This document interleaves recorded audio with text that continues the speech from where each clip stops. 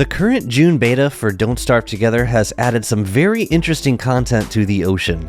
One of my favorite additions are these surprising seeds, which you can find inside of sunken chests. If planted on the correct turf and in the right season, they will eventually grow into one of two trees. And very occasionally, these trees grow some interesting fruit. Now, aside from looking absolutely gorgeous, these trees have serious utility value when grown in large amounts. 3 gems per season from a sprout rock tree is nothing special, but when you have a dozen of these trees producing 36 gems per season, you suddenly have a very powerful and completely passive source of gems. With a dozen gloomthorn trees, you would be producing so many night berries that you could easily rely on them for night vision every day. So to get these new trees, we need to find sunken chests. In this guide, I'm going to show you how to get as many of these chests as possible, and more importantly, how to get them without spending all of your game time sailing around the ocean. To get sunken chests, you need to find and read a message in a bottle. The first bottle you find will show you the location of Pearl's Island.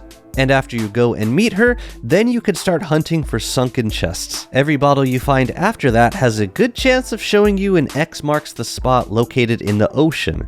You can then sail over to the X and use a pinching winch to pull up the chest. Using a hammer, you can break open the chest and grab all of the loot. Now, the chance of finding a surprising seed in these chests increases with your world's day count, maxing out at 60% by day 150. However, after you fight Crab King with the pearl, you can return the cracked pearl to the hermit, and after that, every bottle you find will spawn a new sunken chest in the ocean, maxing out at 10 X's per world. Bottles will spawn around a player in the ocean, but they only appear once every 1 to 2 days. If you enjoy sailing around, you can eventually find a ton of bottles, but you will be sailing a lot if you rely on this mechanic. Not every player enjoys sailing that much, but the good news is, there is a way of getting bottles without sailing around for entire seasons. Crab King now drops message bottles when defeated. It will drop 2 guaranteed, with a 50% chance of dropping 1 additional bottle, and a 25% chance of dropping another. This means that from a single Crab King fight, you can potentially get up to 4 new sunken chests if you've already returned the pearl. Then it's just a matter of sailing to those spots and retrieving the chest. In my current beta world, I've made a routine out of fighting Frostjaw and Crab King on a regular basis. With Frostjaw, you can get 5 to 10 bootlegs, which allow you to teleport around the ocean and grab sunken chests without having to sail all the way over. If you are patient and want to save on using boots, then just keep reading bottles until you have 10 X's in your ocean.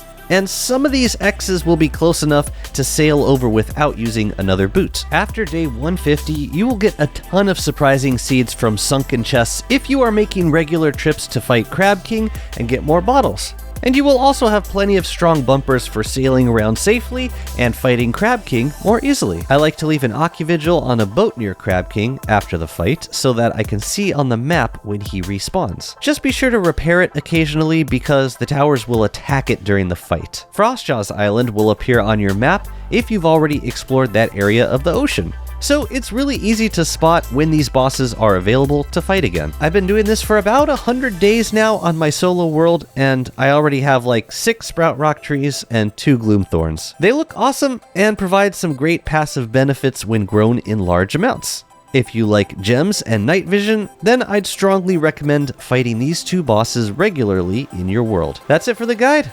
Let me know what you think of these new trees and the new Crab King fight. And thank you so much for watching. See you next time.